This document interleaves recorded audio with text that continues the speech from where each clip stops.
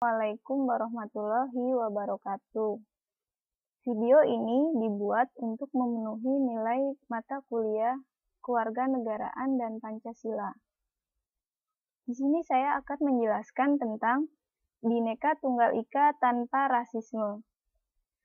Arti Bhinneka Tunggal Ika adalah berbeda-beda tetapi satu jua, yang berasal dari buku atau kitab Sutasoma karangan Empu Tantular.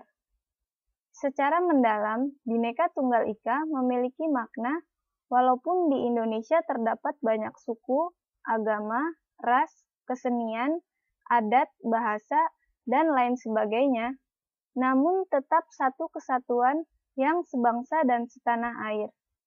Dipersatukan dengan bendera, lagu, kebangsaan, mata uang, bahasa, dan lain-lain yang sama. Kata Bhinneka Tunggal Ika juga terdapat pada lambang negara Republik Indonesia, yaitu burung Garuda Pancasila. Di kaki burung Garuda Pancasila mencengkram sebuah pita yang bertuliskan Bhinneka Tunggal Ika. Kata-kata tersebut dapat pula diartikan berbeda-beda tetapi satu jua. Makna Bhinneka Tunggal Ika dalam persatuan Indonesia sebagaimana dijelaskan bahwa walaupun bangsa Indonesia terdiri dari berbagai macam suku bangsa yang memiliki kebudayaan dan adat istiadat yang beraneka ragam, namun keseluruhannya merupakan suatu persatuan. Penjelmaan persatuan bangsa dan wilayah negara Indonesia tersebut disimpulkan dalam Peraturan Pemerintah Nomor 66 Tahun 1951.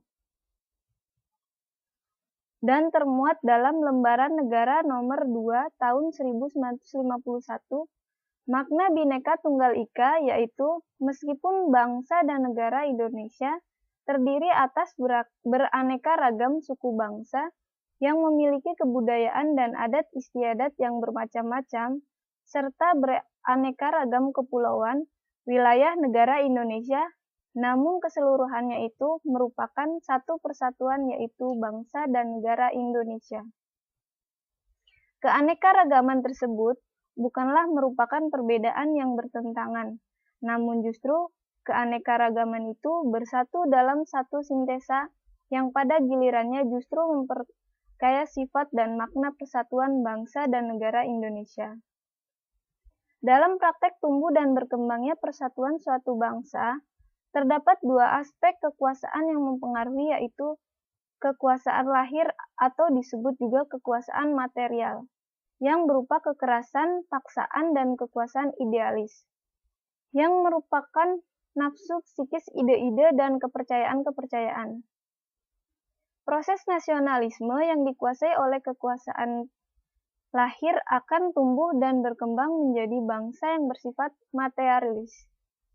Sebaliknya, proses nasionalisme yang dalam pertumbuhannya dikuasai oleh kekuasaan idealis, maka akan tumbuh dan berkembang menjadi negara yang ideal, yang jauh dari realitas bangsa dan negara. Oleh karena itu, bagi bangsa Indonesia, prinsip-prinsip nasionalisme itu tidak berat sebelah, namun justru merupakan suatu sintesa yang serasi dan harmonis, baik hal-hal yang bersifat lahir maupun hal-hal yang bersifat batin. Prinsip tersebut adalah yang paling sesuai dengan hakikat manusia yang bersifat monopluralis yang terkandung dalam Pancasila. Di dalam perkembangan nasionalisme di dunia, terdapat berbagai macam teori, antara lain yang menyatakan bahwa nasionalisme terbentuk kebersamaan bahasa, ras, agama, peradaban, wilayah negara, dan kewarganegaraan. Bangsa tumbuh dan berkembang dari analisir-analisir akar-akar yang berbentuk melalui jalannya sejarah.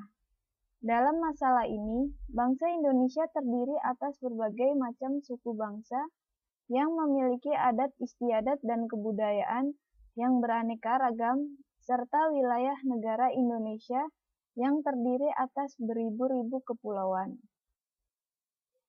Oleh karena itu, keadaan yang beraneka ragam itu bukanlah merupakan suatu perbedaan yang saling bertentangan, namun perbedaan itu justru merupakan daya penarik ke arah resultan sehingga seluruh keanekaragaman itu terwujud dalam suatu kerjasama yang luhur, yaitu persatuan dan kesatuan bangsa.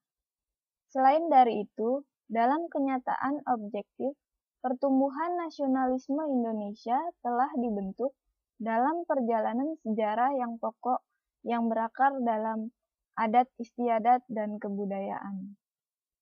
Prinsip-prinsip nasionalisme Indonesia tersusun dalam kesatuan majemuk tunggal, yaitu yang pertama, kesatuan sejarah, yaitu bangsa Indonesia tumbuh dan berkembang dalam proses sejarah.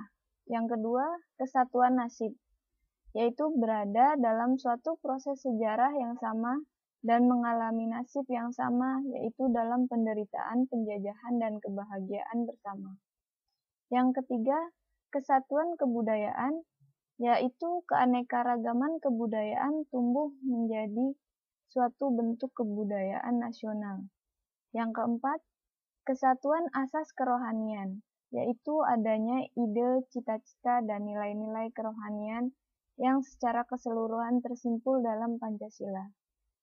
Berdasarkan prinsip-prinsip nasionalisme yang tersimpul dalam sila ketiga, tersebut dapat disimpulkan bahwa nasionalisme pada masa perjuangan pergerakan kemerdekaan Indonesia memiliki peranan historis, yaitu mampu mewujudkan proklamasi kemerdekaan 17 Agustus 1945.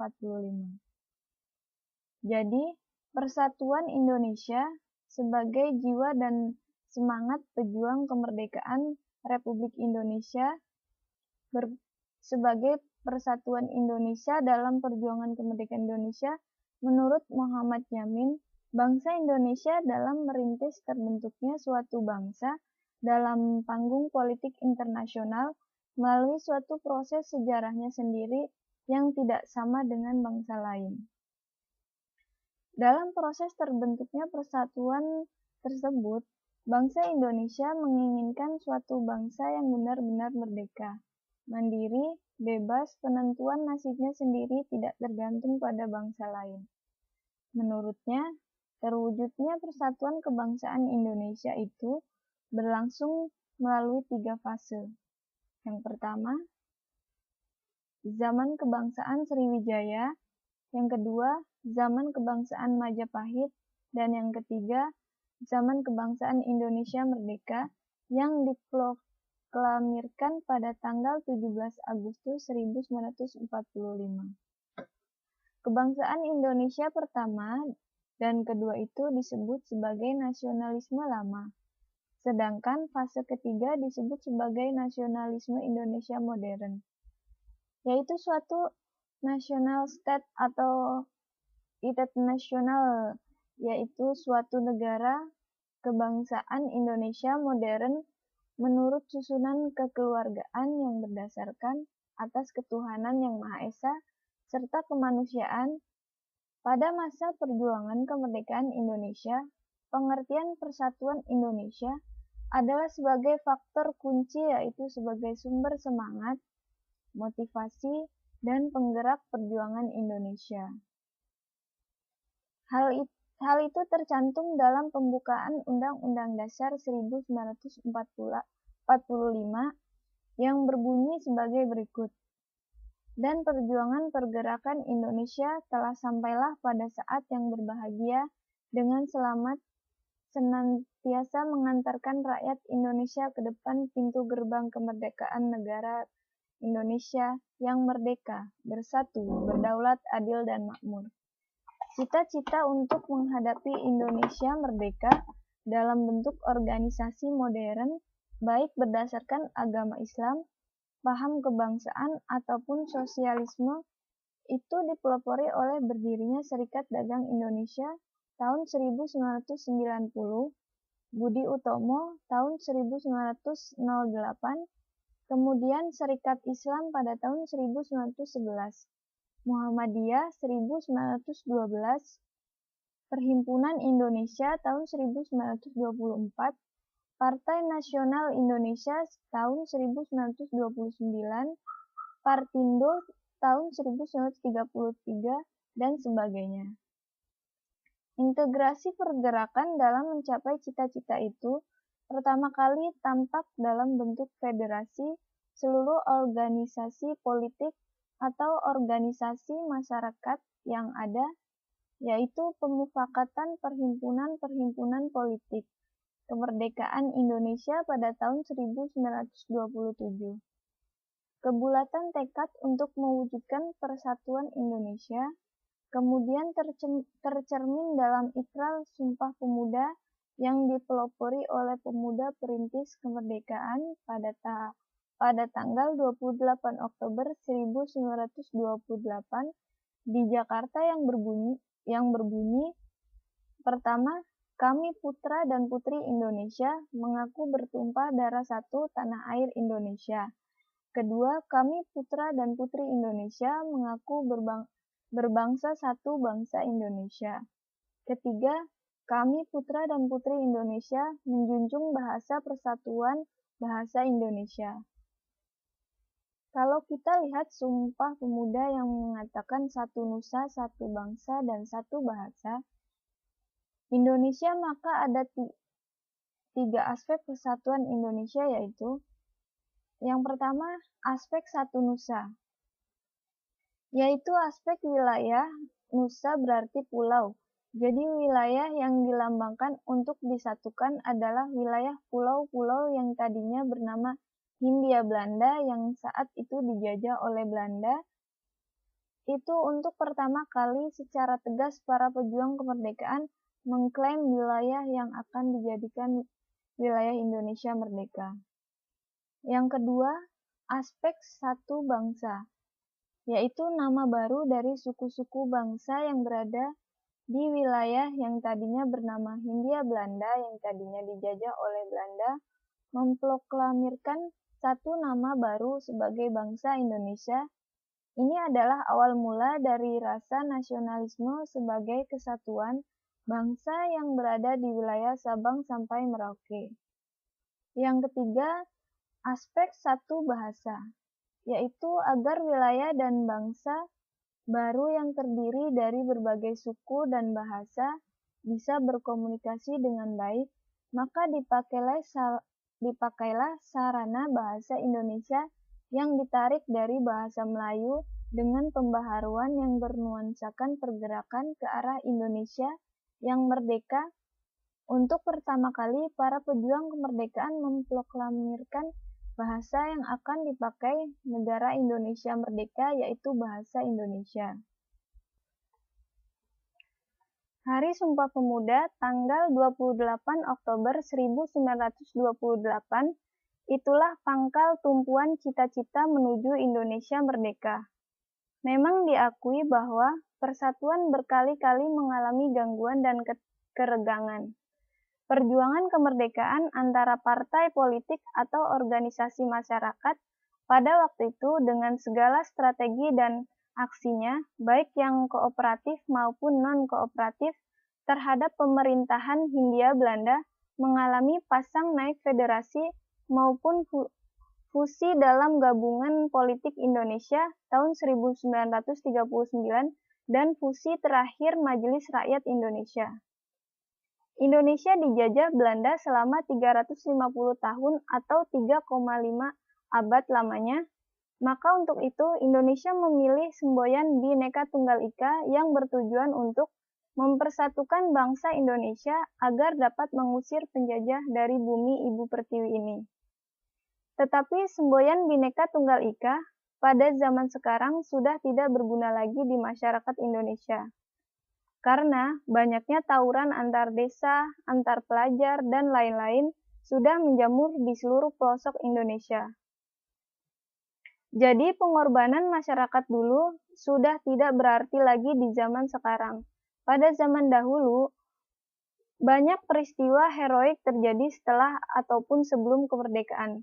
Contoh saja peristiwa besar yang terjadi di kota Surabaya pertempuran antara are-are Surabaya dan sekitarnya melawan para tentara sekutu yang ingin menjajah kembali Indonesia.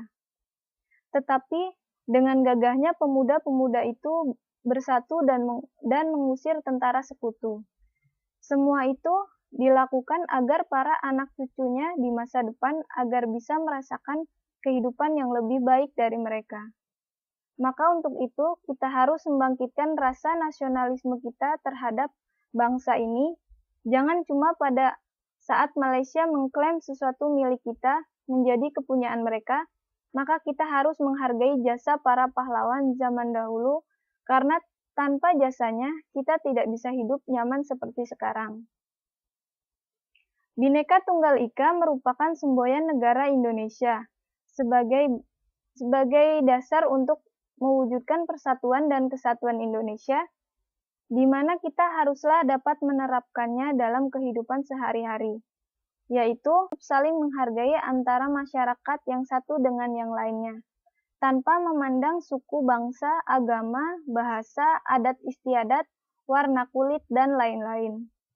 Indonesia merupakan negara kepulauan yang terdiri dari beribu-ribu pulau, di mana setiap daerah memiliki adat istiadat, bahasa, aturan, kebiasaan, dan lain-lain yang berbeda antara yang satu dengan yang lainnya.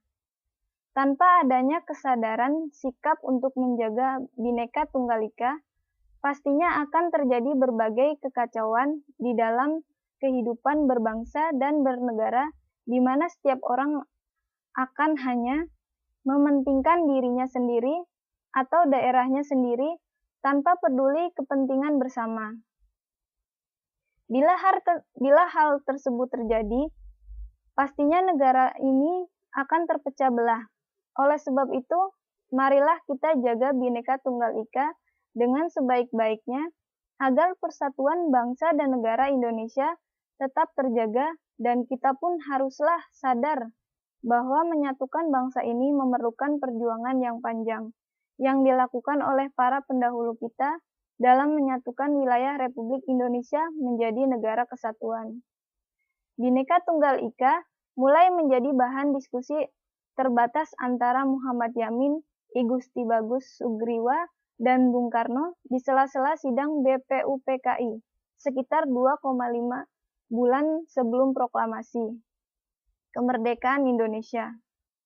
Bahkan Bung Hatta sendiri mengemukakan bahwa Bhinneka Tunggal Ika merupakan ciptaan Bung Karno pasca Indonesia merdeka.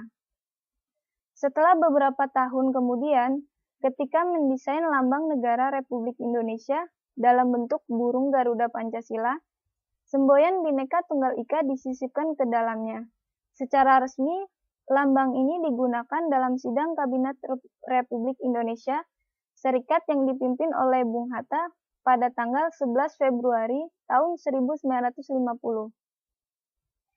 Berdasarkan rancangan yang diciptakan oleh Sultan Hamid II, pada sidang tersebut mengemukakan banyak usulan rancangan lambang negara. Selanjutnya, yang dipilih adalah usulan yang diciptakan Sultan Hamid II dan Muhammad Yamin, dan kemudian rancangan dari Sultan Hamid yang akhirnya ditetapkan.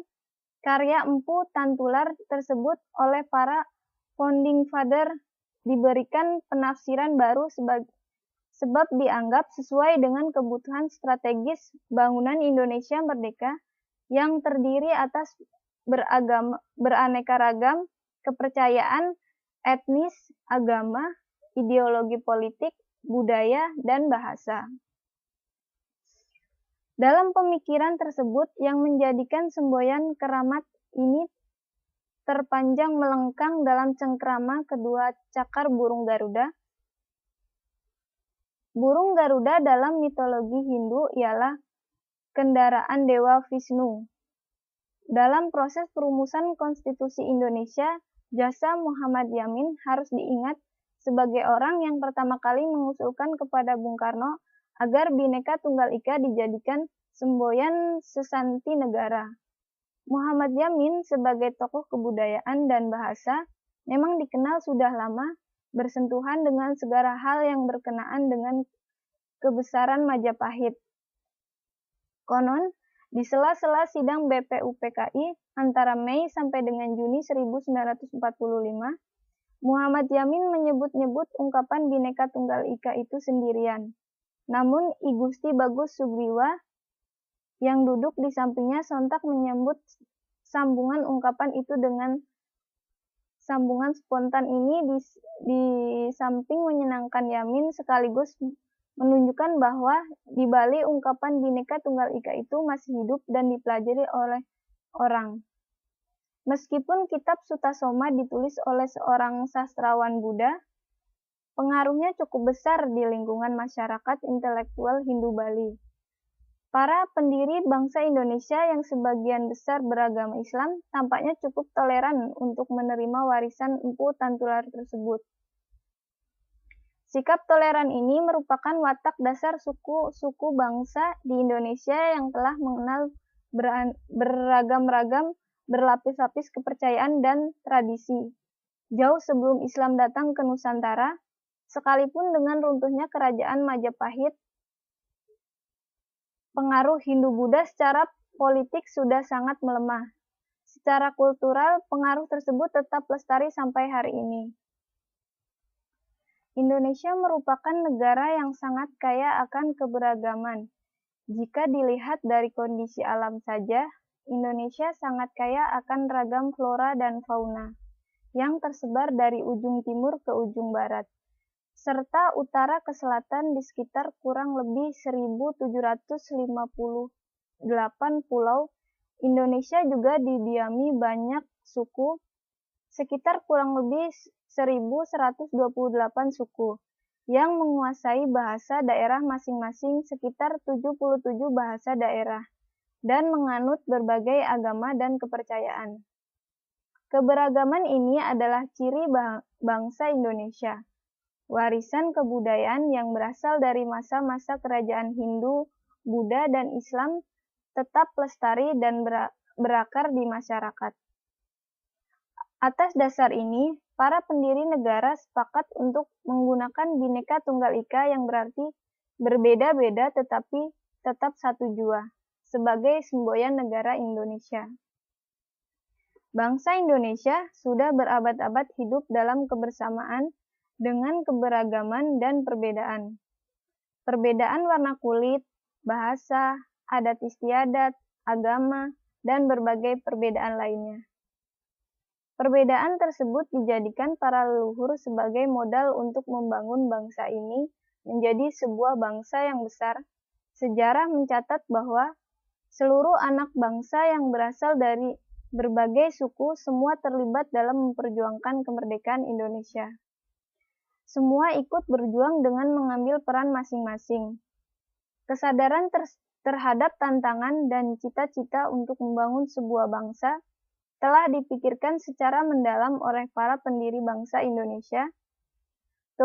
Keberagaman dan kekhasan sebagai sebuah realitas masyarakat dan lingkungan serta cita-cita untuk membangun bangsa dirumuskan dalam semboyan Bhinneka Tunggal Ika. Kebhinneka Tunggal Ikaan merupakan realitas sosial, sedangkan Ketunggal Ikaan adalah sebuah cita-cita kebangsaan. Wahana yang digagas sebagai jembatan emas untuk menuju pembentukan sebuah ikatan yang merangkul keberagaman dalam sebuah bangsa adalah sebuah negara yang merdeka dan berdaulat Indonesia.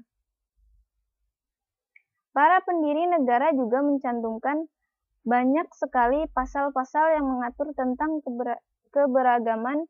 Salah satu pasal tersebut adalah tentang pentingnya keberagaman dalam pembangunan.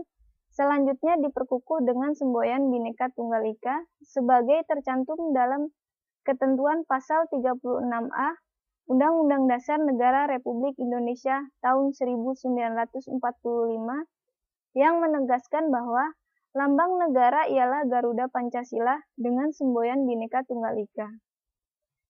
Bhinneka Tunggal Ika merupakan semboyan yang mengungkapkan persatuan dan kesatuan yang berasal dari keanekaragaman. Negara Indonesia merupakan negara kepulauan yang kaya akan sumber daya alam, kebudayaan, dan suku bangsa. Bentuk geografis kepulauan yang tersebar di Indonesia menimbulkan banyaknya suku di negara tersebut. Di antaranya suku Jawa, Dayak, Betawi, Sunda, Papua, dan lain-lain.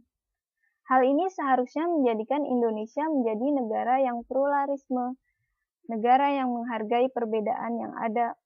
Melimpahnya suku bangsa negara memiliki dampak positif bagi Indonesia.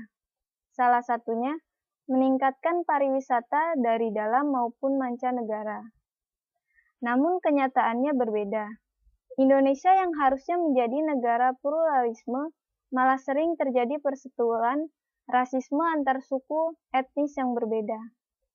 Bahkan tidak hanya terjadi di pelosok daerah, di kota pun juga sering terjadi rasisme.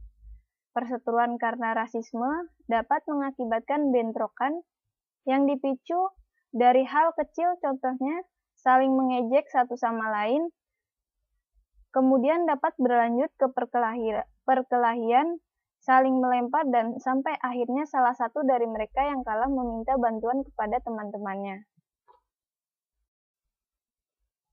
Dapat dibayangkan terjadinya bentrokan antar suku itu bisa berakibat fatal di kemudian harinya. Namun, hal buruk itu tidak akan pernah terjadi apabila semuanya saling menghormati dan menghargai adanya perbedaan, mulai dari diri sendiri, lalu membiasakan terhadap orang lain, kepada orang tua, remaja, bahkan kepada anak-anak. Dari banyaknya kasus rasisme di Indonesia, sudah saatnya kita berubah menjadi lebih baik. Mari saling menghargai dan menghormati karena kita adalah Bhinneka Tunggal Ika. Cukup sekian dari saya. Wabillahi taufiq wal hidayah. Wassalamualaikum warahmatullahi wabarakatuh.